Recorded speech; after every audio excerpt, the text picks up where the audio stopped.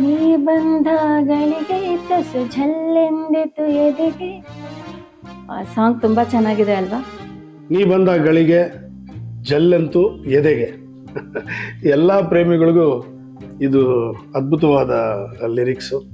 ಇದು Valentine's day, so ಹಾಗಾಗಿ correct ಕಪ್ಪಲ್ ಹಿಡಿದಿದ್ದಾರೆ. ನಾವು 27 ವರ್ಷ ಆಯಿತು ಮದುವೆ ಆಗಿ, ಆದರೆ ಒಂದು 7 ವರ್ಷದಿಂದ ಲವ್ ಮಾಡ್ತಾ ಇದ್ವಿ ಮುಂಚೆ. So 34 years. ಇವಳು ನನ್ನ ಕಾಲೇಜ್ ಮೇಟ್, ನನ್ನ ಜೂನಿಯರು. ನಾನು ಹೀರೋ ಪುಕ್ಕಲ್ಲಿ ಹೋಗ್ತಾ ಇದ್ದೆ, ನಾಗ್ಸರ ಸರ್ಕಲಲ್ಲಿ ಇವಳು ನಿಂತಿದ್ಲು. ಎಲ್ರಿಗೂ ಈ ಮುಂಚೆ ಕತೆ ಗೊತ್ತಿರೋರು ನಮ್ಮ ಲವ್ ಸ್ಟೋರಿ ರಿಪಿಟೇಷನ್ ಅನ್ಸುತ್ತೆ. ಆದರೆ ಇವ್ರು 500 ಫ್ರೇಮ್ಸ್ ಏನು ತೆಗ್ದಿದ್ದಾರೋ ಅದೇ ಇದು. ನಾನು ಗಾಡೀಲಿ ಹೋಗ್ತಾ ಇದ್ದೆ, ಇವಳು ನಿಂತಿದ್ಲು, ಇವಳು ನನ್ನ ಕಡೆ ನೋಡಲೇ ಇಲ್ಲ.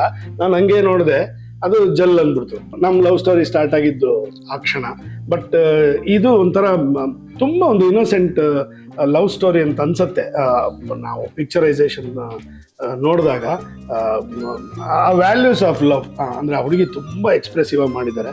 ಎಸ್ಪೆಷಲಿ ಪುನೀತ್ಗೆ ಮುತ್ತು ಕೊಟ್ಟು ಆ ಫ್ರೇಮ್ ಅಗಲಿಸಿದಾಗ ತನ್ನ ಒರಿಜಿನಲ್ ಹೀರೋಗೆ ಮುತ್ತು ಕೊಡೋಕ್ಕೆ ಇನ್ನೇನು ಮುತ್ತು ಕೊಟ್ಬಿಡ್ತಾರೋ ಅನ್ನೋ ಜಾಗದಲ್ಲಿ she has played very well her role very well. Actually ಈ ಇನ್ನೋಸೆನ್ಸೇ ಈ ಸಿನಿಮಾದ ಜೀವಾಳ ಅಂತ ಅನ್ಸುತ್ತೆ ನನಗೆ. ಆ ಸಾಂಗ್ ನೋಡ್ತಾ ಇದ್ದಂಗೆ ಅನಿಸಿದೆ. ಅದನ್ನೇ ಇದನ್ನ ಬ್ಯಾಂಕ್ ಮಾಡಿದ್ದಾರೆ. ಅದನ್ನ ಎಲ್ಲ ಪ್ರೇಮಿಗಳಿಗೂ ಆ ಇನ್ನೋಸೆನ್ಸ್ ಅನ್ನೋದು ಇದ್ದೇ ಇರುತ್ತೆ. ಬಿಗಿನಿಂಗಲ್ಲಾಗಲಿ, ಈಗ ನಮಗೆ 35 ವರ್ಷ ಕಳೆದಿದೆ, ನಮಗಾಗ್ಲಿ ಆ ಇನ್ನೋಸೆನ್ಸ್, ಆ ಪ್ರೇಮದಲ್ಲಿ ಇದ್ದೇ ಇರುತ್ತೆ. ಆ ಇನ್ನೋಸೆನ್ಸೇ ಪ್ರೀತಿ.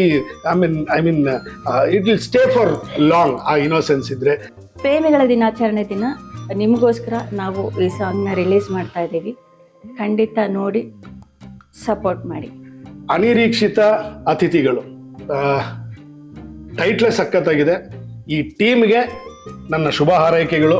ಒಡಿರಿ ಒಂದು ಸಕ್ಸಸ್.